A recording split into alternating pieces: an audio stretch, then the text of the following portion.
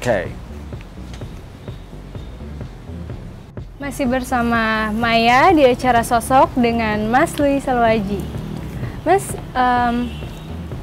mengidolakan siapa sih sampai bisa terjun ke dunia fashion? Waduh, itu harus kembali lagi ke belakang ya. Oke. Jadi emang dari dulu tuh saya udah senang berpakaian. Teman-teman saya, sahabat-sahabat saya juga sudah tahu semua. Jadi dulu waktu zaman-zaman masih muda, saya tuh mengidolakan sekali desain Giorgio Armani. Dia adalah desainer dari Milan, Italia, berangkat dengan fashion pria yang menyajikan jas terbaik saat itu. Pokoknya jas-jas kalau pakai Giorgio Armani itu udah deh, itu udah paling tepat dan paling hip saat itu. Ternyata Giorgio Armani juga bertahan sampai sekarang ya. Kalau mereka bicara jas, it's Giorgio Armani gitu. Karena cuttingnya, terus material yang dia pilih. Nah di tahun itu tuh, tahun sekitar 90-an, masuklah merek-merek lain nih dengan bahan-bahan lebih canggih juga untuk jas-jas pria. Tapi orang masih beranggapan bahwa Giorgio Armani is still the best suit for men. Nah, saya pernah berpikir waktu itu, waktu zamannya tahun 95 ya, kita think Indonesia nggak ada sama sekali merek pria yang terkenal, pria yang bisa dibanggakan, merek pria yang outstanding, bisa dipakai oleh international gitu. Kalau perempuannya sih nggak usah ditanya ya, nah, itu banyak sekali. Nah, dari situ timbullah keinginan, tapi belum tercapai saat itu. Jadi dilewatin dulu tuh masa krisis moneter. Saya juga mengalami krisis moneter yang begitu berat ya bagi pengusaha. Mungkin kalian-kalian waktu itu masih sangat muda, baru SMA. Perlu Anda ketahui bahwa krisis moneter itu sangat menghancurkan kreativitas pengusaha-pengusaha yang masih muda saat itu. Disitulah diuji ketahanan seorang pengusaha pada saat krisis itu. Nah, pada saat krisis moneter terjadi, perusahaan saya juga banyak yang tutup, banyak yang saya likuidasi. Kemudian timbullah ide itu lagi. Kenapa tidak nih? Saya mulai cita-cita saya dulu.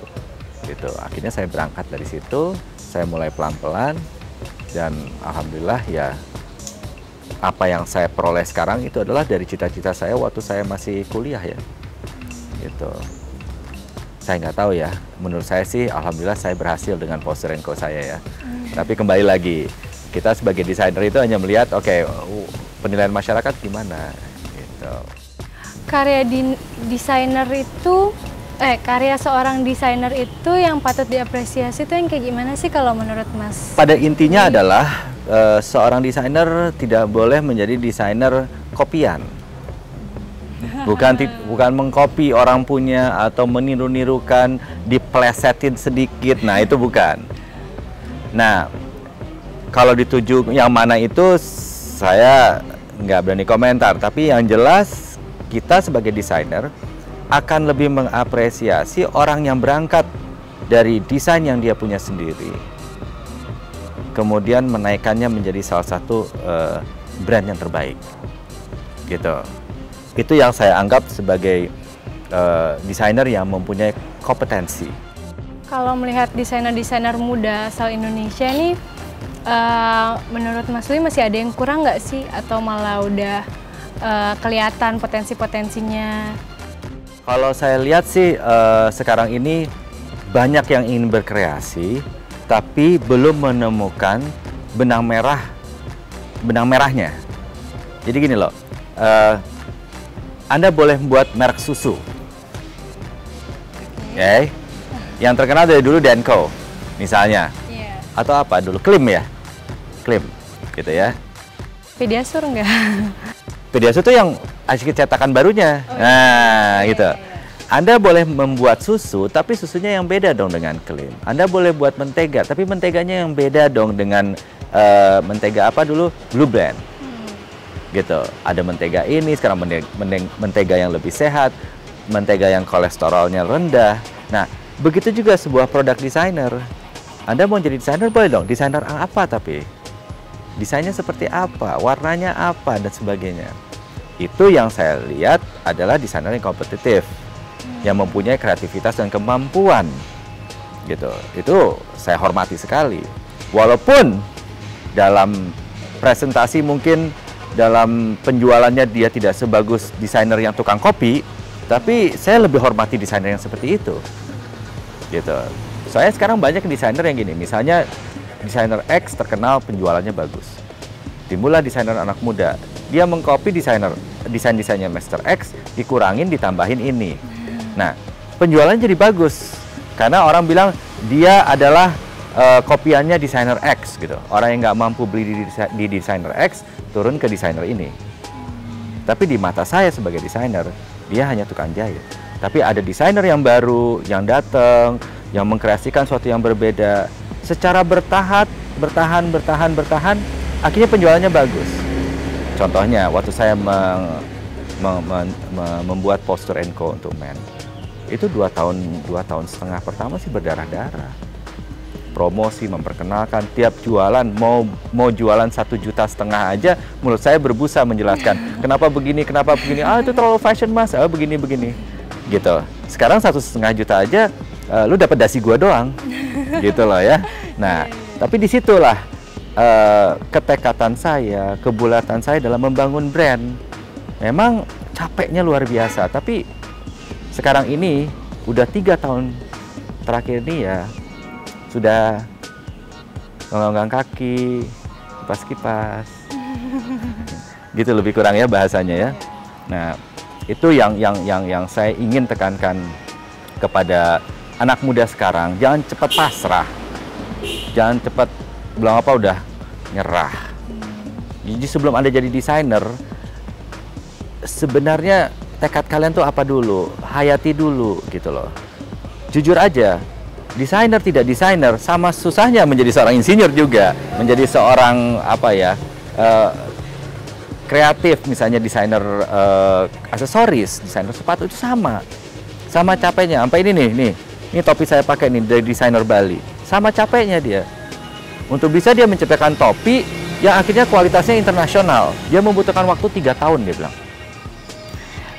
Terus support seperti apa sih yang diberikan sama keluarga ketika memutuskan untuk bergerak di bidang fashion? Secara langsung sih enggak ya, karena orang tua saya tahu banget bahwa saya itu orangnya kayak apa. Saya kalau mau A harus dapat A, B harus dapat B, gitu loh. Jadi mereka sih lebih banyak bilang silahkan lo mau apa, karena orang tua saya juga dari dulu begitu sih ya. Silahkan Anda mau apa, be the best in what you do, hati-hati dengan segalanya, dan jangan membuat suatu hal yang melanggar ketentuan atau melanggar hukum dan sebagainya. Gitu. Tapi kembali lagi, namanya juga manusia, semua orang punya cobaan. Saya bilang, sampaikan nih ke anak-anak muda sekarang, sampai sekarang pun nih, saya dalam posisi ini, saya masih dapat cobaan. Gitu. Cobaannya bisa dari tidak fashion, dari mana aja. Dari pekerjaannya yang tidak ada hubungannya sama fashion. Nah, begitu cobaan-cobaan itu datang, Anda harus kuat. Apalagi kalau Anda ngaku seorang laki-laki. Gitu aja udah. Cobaan yang seperti apa sih emang yang pernah dialami selama berkarir? Banyak sales yang tidak sesuai dengan harapan, tapi gaji pegawai harus bayar, listrik harus bayar, mesin ada yang rusak, macam-macam. Terus misalnya kayak kemarin ini sempat kan Jakarta ini dilanda krisis mati listrik, ketepatan waktu, customer marah-marah. Wah, banyak sekali Mbak kalau mau didetail. Nah, yang paling tepat adalah dan Anda bisa menyatakan bahwa diri Anda adalah seorang desainer.